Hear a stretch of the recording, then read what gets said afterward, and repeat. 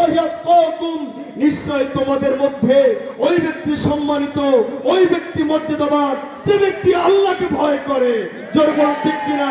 সিদ্ধান্ত নিতে আর বাকি থাকলো না। এই কথা বললেন হযরত ওমর ফারুক রাদিয়াল্লাহু তাআলা আনহু। সাহাবায়ে কেরাম আর এক মুহূর্ত দেরি করলেন না, দৌড়ায় আসলেন। ওমর বললেন, আমাদের মধ্যে অধিকতর মুত্তাকি হচ্ছেন আবু বকর সিদ্দিক রাদিয়াল্লাহু তাআলা আনহু। ওমর বললেন, আমি আবু বকরের হাতে হাত রেখে বায়াত গ্রহণ করলাম। এই দৃশ্য দেখে সবাই বায়াত গ্রহণ করলেন। সেদিন নেতা নির্বাচন হয় মুত্তাকি দেখে, নামাজি দেখে, আর বর্তমানে নেতা নির্বাচন হয় মক্কর দেখে, জুয়ারি দেখে, চাঁদাবাজ দেখে।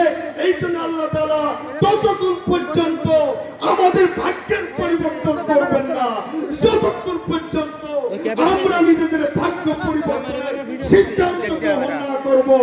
এই জন্য নেতা নির্বাচন হবে কি নামাজি দেখে না বেনামাজি? বলেন নামাজি না বেনামাজি? কথা শেষ। যদি এইখানে দাঁড়িয়ে একজন কাপড় পরা নেই, কাপড় পরা নেই, একদম উলঙ্গ মানুষ যদি বক্তব্য রাখে, ভাইরা আমার, বোনেরা আমার, বক্তব্য দেওয়ার সুযোগ দেবেন? কেন দেবেন না?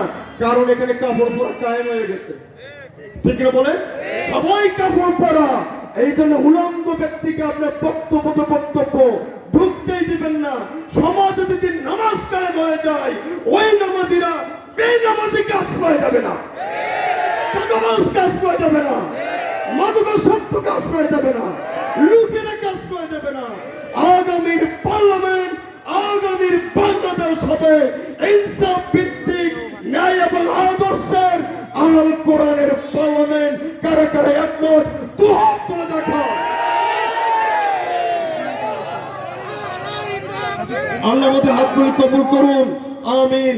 আসসালামু আলাইকুম রহমতুল্লাহ। আলহামদুলিল্লাহ, অসংখ্য মোবারকবাদ মেহমানকে।